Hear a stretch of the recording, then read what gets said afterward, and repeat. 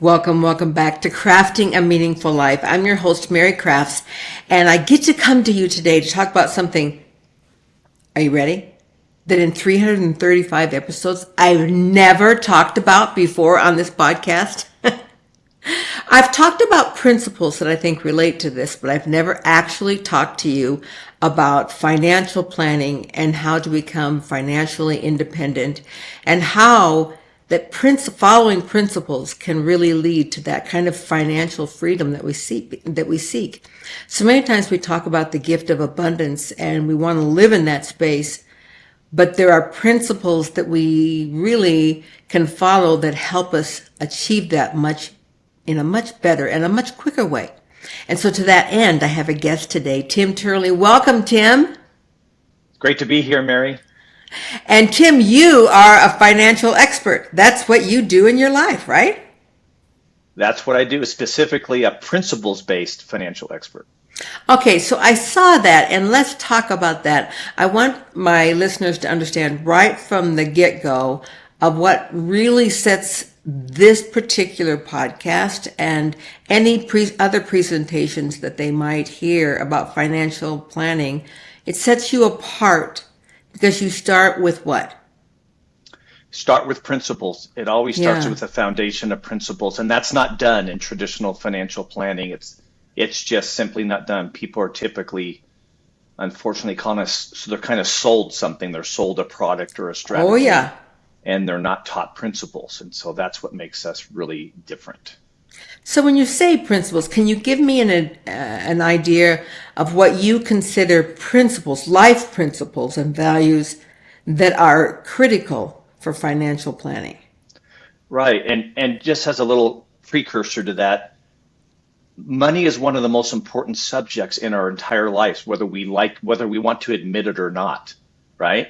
And we invest a huge portion of our lives learning how to get a job or a career to earn money. And then we spend the rest of our life working our tails off, earning money. But we're never taught how money actually really works or how money could work for us. Our educational system is terrible at it. Our parents who we love and our grandparents, they were never taught, so it's not passed down. And so there's not a good system for it. And in fact, what you just asked, Mary, is really critical because in the first meeting I have with clients, that's actually what I ask them. What's a principle mean to you in life? And people are not asked that question. They don't know how to answer it sometimes. And so I give them a hint. Well, I'm sure integrity is a principle you like to live by. You know, you want to be honest in your dealings with everybody and have a reputation of someone who treats people fairly. And then that opens the floodgate. So other principles could be loyalty, service to others, working hard, teaching other people. There's a lot of principles that we try to live our lives by in general. And then I'll follow up with, well, did you know there's also financial principles that are also true all of the time that would probably be a good idea to learn and follow? So that's an excellent question that you asked. Well, I think that it is important to start there with our principles because that I know way too many people who seem to have drawn a line in their life. And they have their life and the principles that they live and that they will espouse right up until it comes to dealing with money. And then suddenly, those principles are no longer of value to them. It doesn't matter how I treat my fellow man if I'm in business. It doesn't matter if I'm honest, well, in business, but in my home life, my personal life, I'm perfect. But over here, it's business. Anything works in business, right? We both know people like that. And I am thrilled to know that there are people out there that want to keep those principles based inside of us, no matter what the circumstances. Yeah, in fact, if when it comes to money, at least, I mean, it's good for your personal lives, but when it comes to money, if you don't have a foundation of principles, if that's not the foundation, you'll be swayed by every trend and every magazine article or radio show host that comes up with a new thing, and this is the hottest stock, and this is this and that, and you'll just be Yeah. grass in the wind, so to speak, because your foundation is not based on principles. And but if your principles are your foundation, then it becomes much more predictable to base financial Uh, decisions on the principle because that's your foundation. And if you follow true principles, you're not going to be swayed. You're going to stick to what works. And it's not going to happen overnight, but the principles will always win out, and that's in your favor. I love that. That not being swayed. You can imagine you're on LinkedIn. I'm on LinkedIn. How many people reach out to me on a daily basis that want to talk to me about financial planning or that want to talk to me about there's a new tax strategy. And if you're not using this tax strategy, you're going to lose all of your money. And if you're not making 40% on your money, Mary, you need to come over here because this is going to make you enough to make it, you can live to be 105 and still have money. And I'm not kidding you. It's like a barrage. And I think Yep. I get it somewhat because I'm in the public eye and because I am retired now. But when people are younger making those decisions in their life, they're also getting bombarded. I remember I used to belong to a business networking organization and it was all CEOs, and half of the people in that organization were financial planners because they wanted to talk to us. And I was almost afraid every time to talk to somebody, they were going to say, I'm in financial planning. I'm like, oh, please, not again. So what sets you apart, Tim? I mean, you really are, say, you're principle based and you've explained those principles.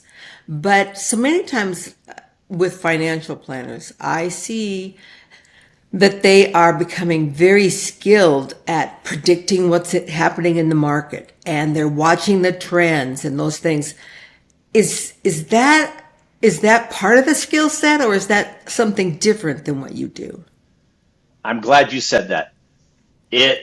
99% of the financial planning world pretends that they know how to predict the market, Yeah. but it is literally impossible. Yeah, just take a look at my portfolio. I'll tell you how impossible it is. It's impossible.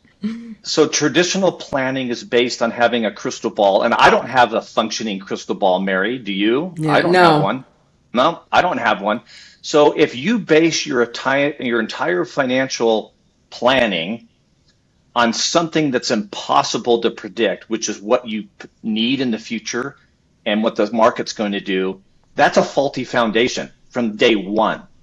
Ah, So if you base a foundation on money on trying to predict what your needs are going to be in the future, what's wrong with that? If you're What's wrong with basing a financial plan on what you think you'll need in the future? What's the faulty premise of that? you don't really know. You not even don't really know. You have zero idea. So you have no idea what you're going to need. You don't know what are things going to cost in the future. You don't know what your health is going to be like. You don't know if you're going to have to be taking care of your elderly parents or your children that need financial. You have no idea what the future is. It's Can I just completely say that yes. I retired in 2018? Does that give you anything about timing for me? I had no idea what was happening in 2020 Yes, and then and bam, a the couple years later. inflation that happened after that. Yeah. You have no Yes. idea. So what I do that's different is we actually make financial planning predictable, and we talk about becoming financially free. Not we don't I don't even hardly use the word retirement. Retirement has nothing to do with money, by the way. Right. If you look it up in the dictionary, retirement means to quit working. That's it. Well, that's all I did. I retired from my career, but I didn't retire from life. Yeah. Right. So financial freedom is based on having cash flow and passive income coming in that is enough to carry your lifestyle that you actually want to have, not what you need, but what you want. Yeah. And so if you base it on principles, and here's what's different. The first principle is to pay yourself first. In financial planning, they actually teach you to do saving last. 61% of Americans right now don't even have $1,000 in emergency funds to take care of an unexpected Yeah. expense. I mean, that is a terrible thing. And so we do it wrong. In high school, in financial literacy classes, which is kind of an oxymoron in what they actually teach high school kids, they teach them to put money in the stock market first. Now, Yeah. I'm a licensed investment advisor, but why would you teach high school kids to effectively gamble in the stock market, which is completely unpredictable? And by the way, I've invested in the market. I'm not saying it's not good, but why would you teach a child to invest first, which is completely out of their control and they don't know how it works at all? In fact, most adults have no idea how the stock market works. Okay. Why not teach children how to pay themselves first, how to save? I mean, that's kind of boring, right? Saving is boring compared to investing. But if we don't pay ourselves first, and our principle is to save 15% or more of your gross income right out of the gate, because saving is what drives the ability to invest appropriately. In fact, I tell people to read this book called The Richest Man in Babylon. It's a very Oh, old it's a book, great book. You bet. great book, but All of my pay yourself listeners, if you first. haven't read that, you need to jump on that. The Richest Man in Babylon. Yeah. Right. So pay yourself first, and then um, most people are not prepared for unexpected life events. Yeah. We have no idea what's going to happen to us. Car accident, lawsuit, disabilities, health issues, loss of job, new jobs. So we don't want unexpected life events to mess up our financial plan. So principle two is maximum protection. I mean, if you get in a car accident, can you call the car insurance company up after the accident and say, I want the best coverage you have? No. No, you can't do that. So what you think you need for car insurance has nothing to do with what you actually want. And the only time you can get what you want is before the car accident. Can I interject something about automobile insurance, though? This is kind of Yeah, one of my pet peeves. Okay, insurance companies are in the business because they make money at it. And correct. so I think we should be insured without a doubt, medically, our homes, our autos, all those kind of things. Where I think people mess up is that then they want these huge, tiny deductibles.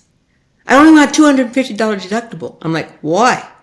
Well, but if I get in an accident, I don't want to pay more than 250. That's all I have. Well, you can make up that deductible if you have $1,000 deductible in like 2 years. Do you know what I mean? Easily, You easily. easily, you should be taking the highest deductible and let them carry the big burden that you cannot cover. But you can take the risk as much as they can by what? Having personal savings.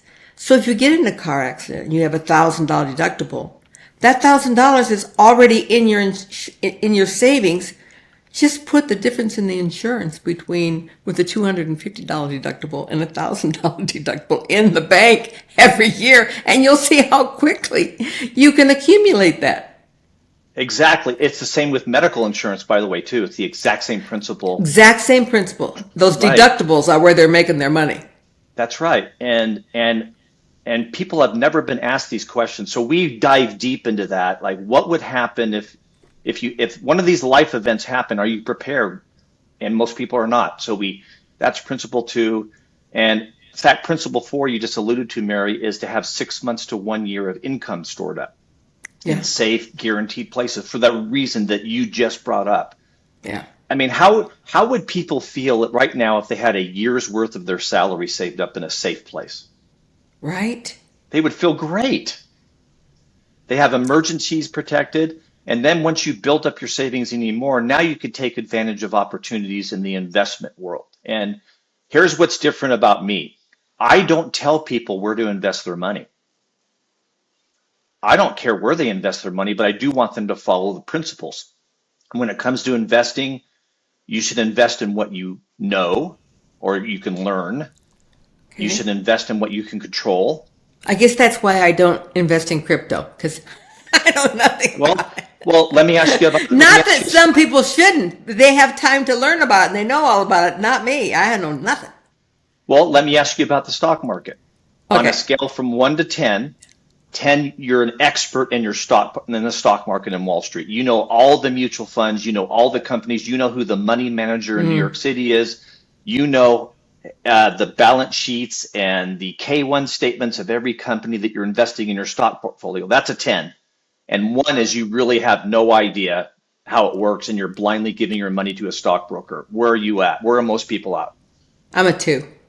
Yes, that's yeah. Some people say, "Hey, Tim, can I do a -1?" I'm So a 2. I'm not a ninny, and I do watch and look.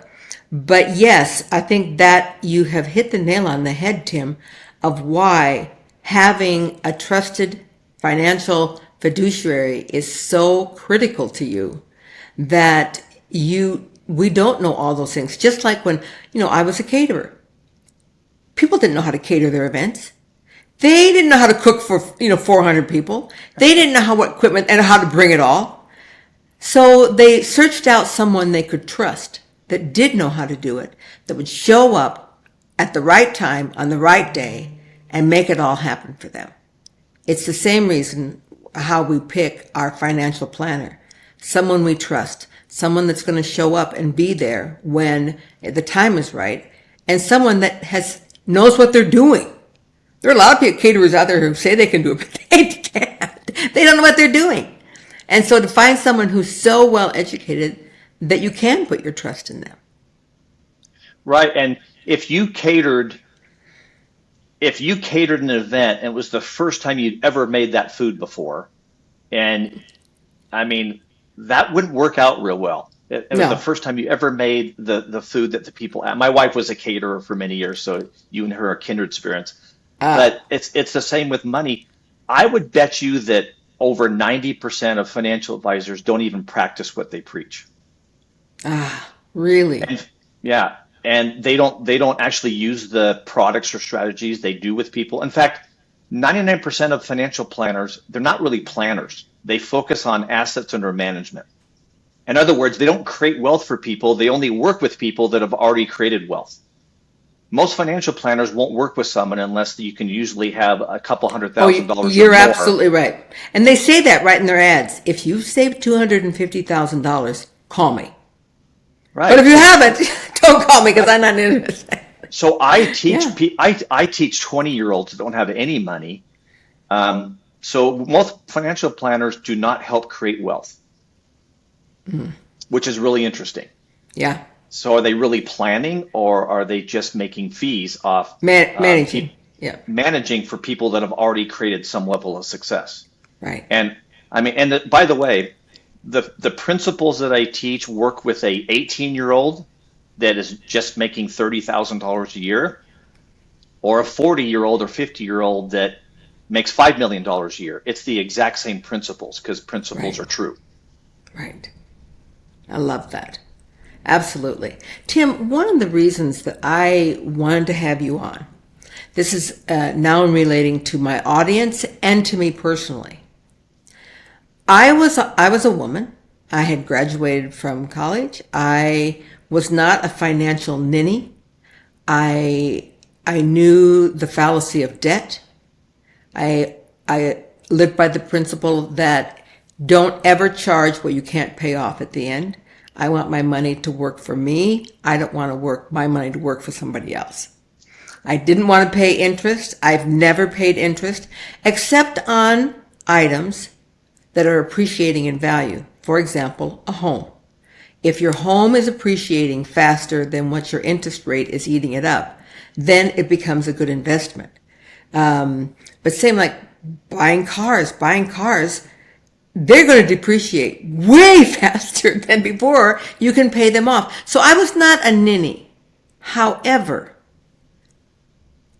being true to the culture, as I would make money, I would give it to my husband to invest, to handle the financial part because I was a woman. And that's not women's work. And then when I divorced that individual at age 55, So now you're talking the majority of my work life.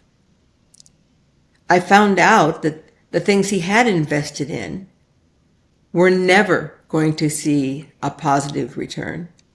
And the rest of it, he'd put someplace I never found. And so I want you to address the idea and the concept of then, what about women and how smart should they be? And how much should they be involved in these decisions? And do they hold things in their own names? Or is it always a joint? Or how do you see that whole thing? I got some chills when you're when you were talking about that your story because I'm very passionate about that. I except in very rare circumstances, I will not work with a couple unless both spouses are attending the meetings. And Ah, I work with clients in all 50 states, but in some cultures, the husband is the main breadwinner and the wife is actually doing all the hard work, working way harder than the husband. But sometimes women think that they don't need to know about that stuff. It couldn't be further from the truth. Um, in fact, I will ask a very emotional question of the wife sometimes when I'm first talking to them, and I will ask the wife, "Who's the most important person in your life?" And what do you think the ah, wife's first response is, naturally? Yeah, my the husband. husband or my Yeah. kids. Or my And kids. I look at them and I say, "Can I disagree with you respectfully?" And they say, "I guess." I said, I would like to submit to you that you are the most important person in your life, not I anybody love you, else." Tim, just so you know. Applause, applause. That's what I'm trying to teach every week here. Yes. And I said, "How could you possibly serve other people unless you take care of yourself?" And the wives that are in a traditional kind of, mindset, they actually tear up and many will start crying. And they have got to know this stuff. It doesn't matter if the husband takes care of the finances. What if, okay, your story, Mary, is perfect. So what if a wife lets her husband take care of all the finances, and what if the husband dies Yeah. early? Or What becomes is disabled. or becomes Or disabled? they're divorced. I mean, any They're number of divorced. things. Right. Yeah. The other spouse, especially the woman, it is so critical for them to understand this. And by the way, the woman that I work with intuitively actually understand these financial principles better than the men do. Really, tell me about that. I've never even thought about it, that there's They a different gender in understanding. they understand, and maybe it goes back to our DNA, cave that says cavemen and cavewomen, right? The DNA is the man has to go out and hunt and kill every single day, to support the family. Yeah. Maybe it's still in our DNA, but in today's society, um, women always intuitively understand the importance of saving and having emergency funds and saving up for a rainy day and for unexpected life events and protecting themselves when I mean, like I said, does anyone know if they're going to be disabled tomorrow or die early tomorrow or lose their Yeah. job tomorrow? No one knows that. Unfortunately, no. We don't know that. Well, or fortunately, we No, don't know but that. the women work with understand that much more than the men. I'm not a psychologist, but they understand that. So even if the wife doesn't and is not involved in the daily managing of the personal finances, they they've got to understand how the principles work and where the money is and how much is being saved and where it's going. And they should be involved in that because number one, they tend to understand the principles better than men do. I don't know why, but they do. And again, if they're not involved in managing the day-to-day finances, they need to know at least the basics of where the money is and the decisions that are being made and how the principles work. Because divorce or disability or losing the husband early, any one of those three things that you just alluded to, they need to know what's going on, at least on a basic level. It's so I just, important. I'm glad you there's brought that so up. many things because women live longer than men. I mean, you might live and your guy has a heart attack at age 72 and you've got 30 more years on your life. And where is the money buried? Uh, and then I talk to women who are in a different genre. They're young, they're in abusive marriages. They want to get out, but the number one reason they're not getting her out is because they don't know how they would take care of themselves. They don't know what the finances are. How much savings do they have? They have no idea. And when I tell them that we live in a community property state and that half is theirs, they're like, well, half of what?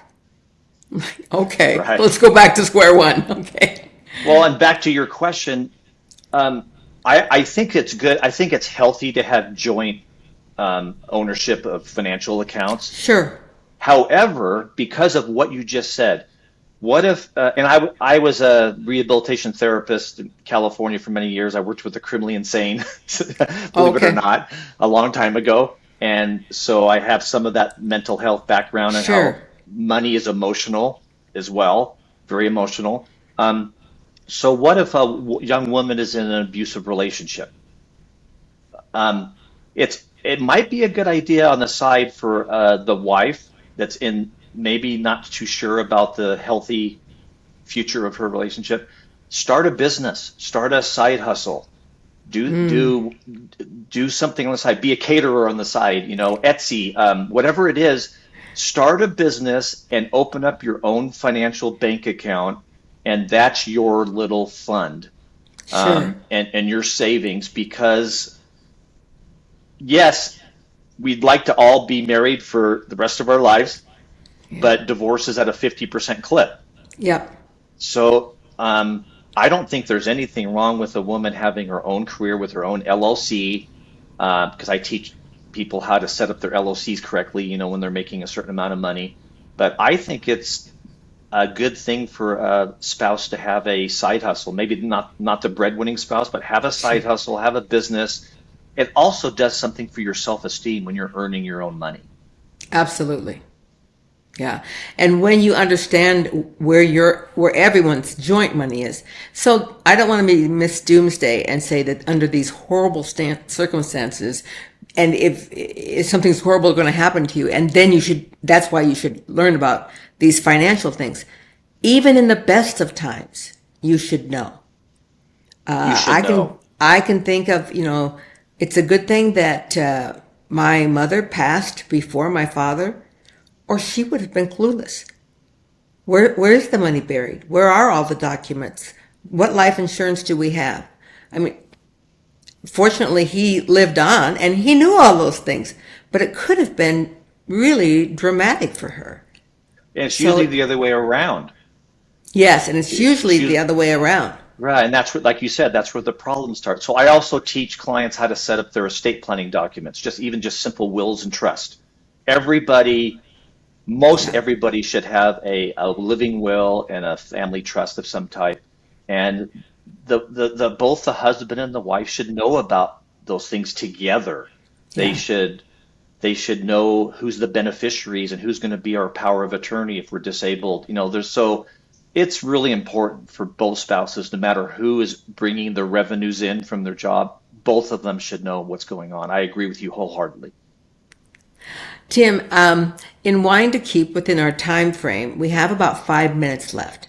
So I would like you to share with my listeners what you feel are the most important things that you want to share with listeners about the services you offer, but more than that, about the value of being aware of the path you're on. I think that's for me one of the biggest problems I see is they don't even know, and so they stick their head in the sand. I don't know what I'm doing financially. I don't know how I'm going to live after I retire. I have no idea. It'll just happen like there's Social Security, right? And even at my age at 70, I know I'm not going to have Social Security until I die. Okay. Yeah, by the way, if you're 70, you need to take Social Security now because it doesn't get any better. So take it right No, now. I did. I took it Okay. actually when the year after COVID because my children were buying the business from me, and I wanted to take the burden of those payments off of them for that year and a half when things were so dark. So I took my Social Security. I took it at age 67, and no regrets. It helped them stay on their feet so they could continue to make payments to me. Oh, good. Yeah, by the way, I'm sure you hear this all the time. There's no way you're 70, but that's another podcast. Okay. So Thank you. um, what I do that's different, and by the way, I don't charge a fee. There's ways I potentially get compensated, but I don't charge a fee like a lot of financial planners do. I think it's a conflict of interest, and Yeah. I explain to people why. What I do differently is I take people through a process because learning is a process. It's not meeting once or twice and being sold a product or a strategy. Right. Learning is a process. So I take people through a process where I teach them how money works and what money is and what the rules of the financial institutions are. By the way, the financial institutions do the opposite of what they teach us to do. And we Explain. talk about, well, financial institutions, they want our money, and how often do they want our money? Always. All the time. And how long do they want us to leave our money with them? Forever. Sandlot movie, forever, right? And then how often do they want to give the money back to us so we can use it? Never. Never. Those are the four rules of all financial institutions. But what's interesting is they do the opposite of that themselves. They don't follow those rules. They create wealth and they reinvest and they take our money and they invest it all the time. That's not what they tell. In fact, the reason why they tell us to follow those four rules is so that they can invest and create wealth for themselves. So what I teach people to do is to do what the financial institutions do, not what they tell us to do. And Okay. that's creating financial freedom, not just hoping that the crystal ball will work out and the retirement will work out. When's the worst time to find out, Mary, that the financial plan that was set up for you didn't work out? Either when you're on your own, well, I'd say when you're on, for me, it was when I realized I was divorced and I had zero nest egg at age 55. Right. Yeah. And so that situation, and also when you stop working. Yeah. That's the worst time to find out that it didn't work out. So financial freedom is the goal. Financial freedom is predictable and it's a better, more clear roadmap. And that's what I teach people to do is we customize these principles to what people want, not what they need, because you can't predict needs. And it's a wonderful process. It's not for everybody, but it's definitely life-changing if people are willing to put the work in to learn. So a lot of people think that it's too early for them to start this kind of financial planning. I have too many things I want to do. A lot of people think, I don't think I have enough money to start a financial plan. I'm 40, but I'm still not, I only have enough for my basic needs. I'll wait till I'm 50. I mean, what is the best time? And what about those people who think I don't really have money to invest? The best time is if you're 16 years old and you need to be taught how to save money. Thank you. The age is irrelevant to when you start learning principles. Even if you just saved and protected yourself a little bit, the investing can come when you're prepared, but it doesn't matter how old you are. It doesn't matter how much money. If you're trying to live within your means, if we don't pay ourselves first, we'll rely on Social Security, which is going to be bankrupt in 10 years. And so they're going to keep raising taxes. That's not something we want to rely on. So it doesn't matter who you are, how much you make, or how start where you're at right now. Yep.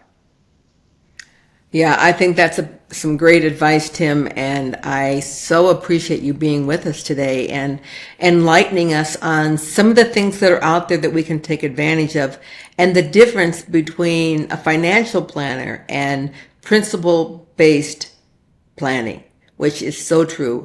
People that don't rely upon predictions, but rely upon principles. That, just is my life. And that's why we're on here today, Tim, because I felt that there was some real connection on an area other than just pen to paper, but emotional and mental and a really almost spiritual connection between those principles and how we run our life, of which finance is a huge piece. We don't get to this part of our life and then say, oh, I'm going to choose something different now. I'm not going to rely on those same principles that worked for me over here. Tim, I've also included at the end of this podcast your website and your LinkedIn profile so people can find you and get in touch with you and continue this conversation of creating wealth in all sorts of ways for all sorts of people. Thanks for being with us, Tim. Crafting a meaningful life.